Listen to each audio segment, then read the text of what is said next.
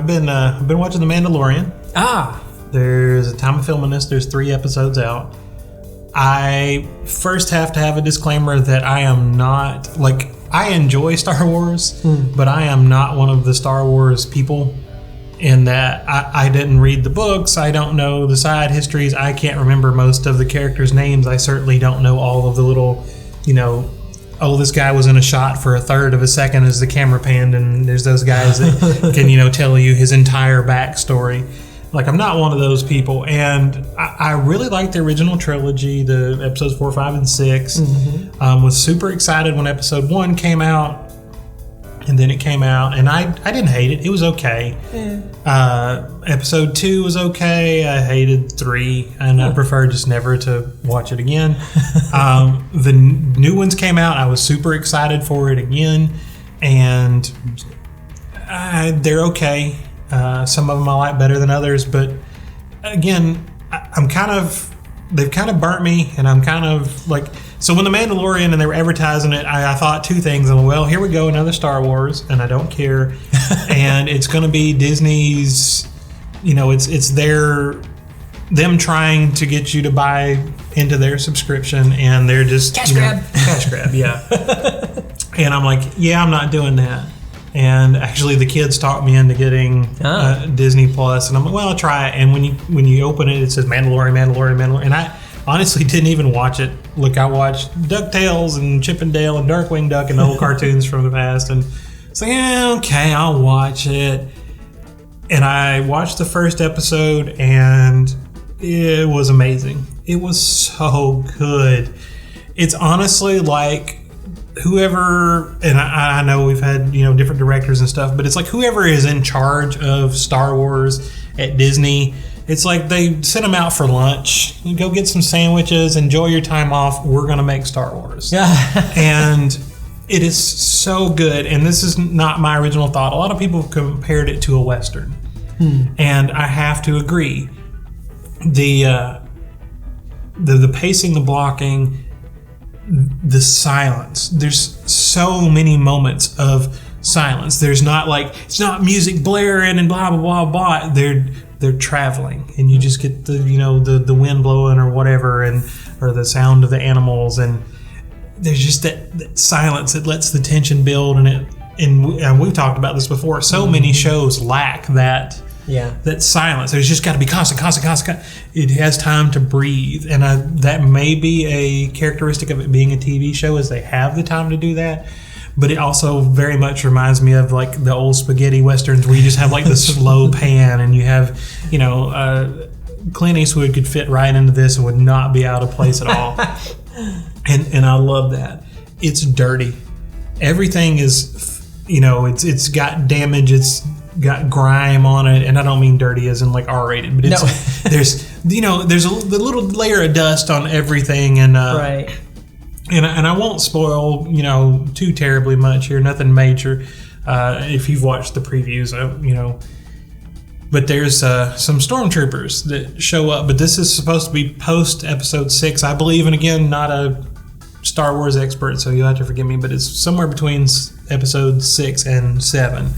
And so the Empire has basically fallen, and so these old stormtroopers, and their crap is just grimy and beat up and burnt and worn out, and it's what would happen if you were trying to hold on to this way of life that is no longer a way of life, and you don't get fresh stuff. It's just great to see that. It scales everything down, which we always talked about too big. In Star Wars, there's always and literally there is always a Death Star going to blow up, something. And that's not it. It's about this bounty hunter who is a Mandalorian, and they give him a mission, go retrieve this one person and bring him back. And that's like the gist of that. He's not saving the world. He's not even really doing good or bad. We don't know. Yeah, we don't know who he's working for. Is he going and getting a bad guy and bringing him back in for a bounty? Is he going and getting a good guy because the bad guys want him? You don't know. But that small scale, it brings it down. It makes it personal. One of the things I really think movies lack now, or TV shows for that matter, is great actors. And maybe maybe there are great actors, but they're not cast appropriately. You're famous, you can play this. Not, you would be a great match for this person. And I think this does that very, very well.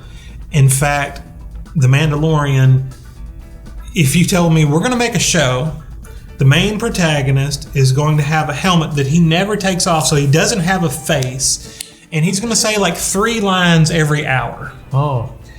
And we're going to make you like him, and it's going to be enjoyable, and you're going to root for him and feel for him, and I wouldn't believe that.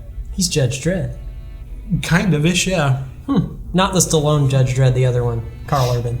But they do. He does such a great job of like the physical work of like, you know, you can get what he's thinking by his body postures. And there's other characters around him that talk. And Nick Nolte plays a character. Carl Weathers plays a character. Like they have these great actors, but they also have them in a role that fits them. And I think that's like just truly amazing. The storytelling is there. The scenery is there. And one of the things that really impressed me is it doesn't get bogged down in Star Wars. It really films, like the later films especially, like we have to give you Star Wars. Like there's got to be 27 nods to this and we've got to have these characters. 3 episodes in, not one Jedi. Not one lightsaber. Nothing. Like literally, there's little hints to things. There's recognizable creatures and there's recognizable aliens, and you can still see them and go, I remember we saw those in episode 4, and but they're just kind of, you know, ancillary characters in the background. It's not a constant like, oh, here's Luke, here's Leia, here's Rey, here's whatever. It's just, it's the Mandalorian. He's off kind of, and they're kind of off in a system by themselves, and they're doing their thing. And if a character does look familiar, it's not the same character, it's somebody different. I don't know, I love that. The writing is great, the acting is great, the casting is great. I forget what they spent, but they spent a literal ton of money on making this, so it looks like a Star Wars movie. Like there were a couple of CGI like scenes that mainly were these big wide shots that stuff didn't move quite right, but other than that, nowhere do I question the special effects. There's puppets, there's like they just do all the stuff great, just like I wanted from it. And I'm intrigued by the story. It's interesting. There's lots of action, and it's just great. And I'm learning more about the Mandalorians I know nothing about. And they don't sit down and just like beat you with the history of the Mandalorian, but as he goes through stuff, you get to learn little bits and pieces, and it's just so much fun. And it is the only show on right now, and for a while actually, that like I'll watch it and I'll get up and I'll go make supper or something, and I'll be like, man, I can't wait for that next episode. And then I remember they're doing the weekly thing, and you gotta wait a week, and it's like, no. And I tried really hard to have some like negatives, but these are just like, I had to reach really hard. All the nits will be picked. That's right.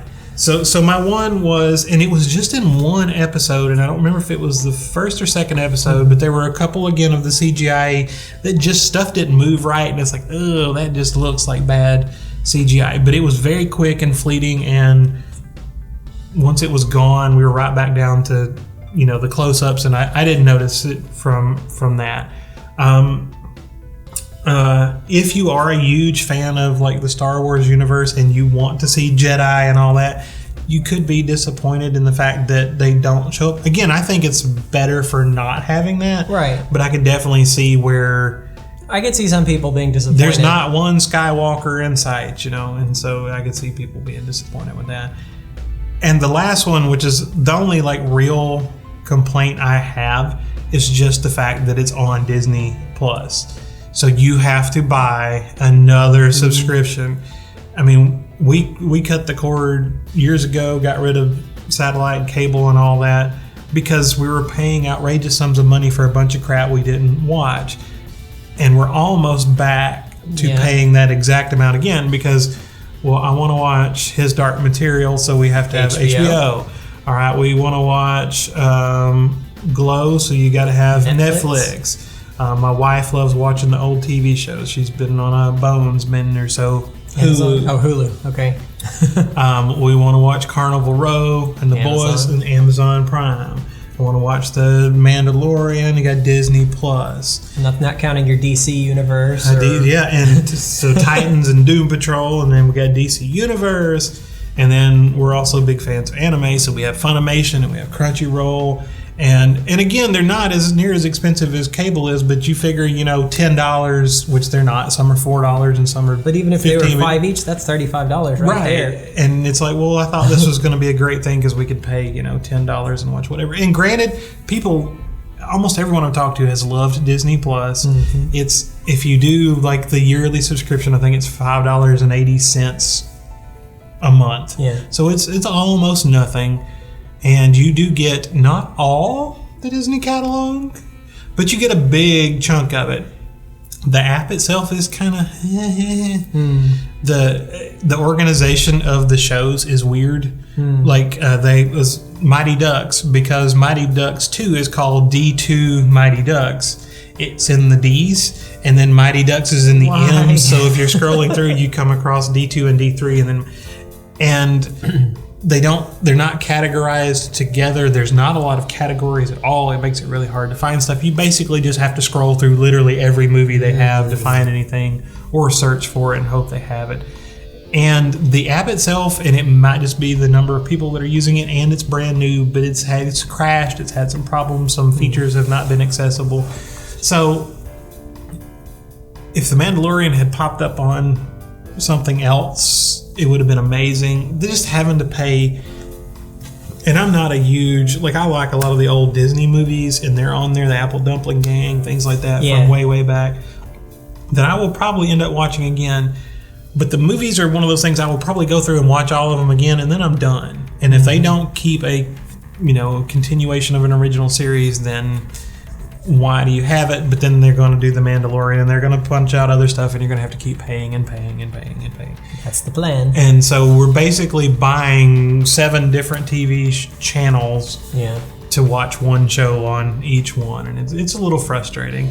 And that would be my only major complaint about it, because the show is amazing. In fact, I like it so much that I started watching the Clone Wars cartoon, which I had never seen because we didn't have Disney and didn't have access to it, which is now on Disney Plus. Right. So just to fill in the time between Mandalorian, I need more Star Wars because it was that good.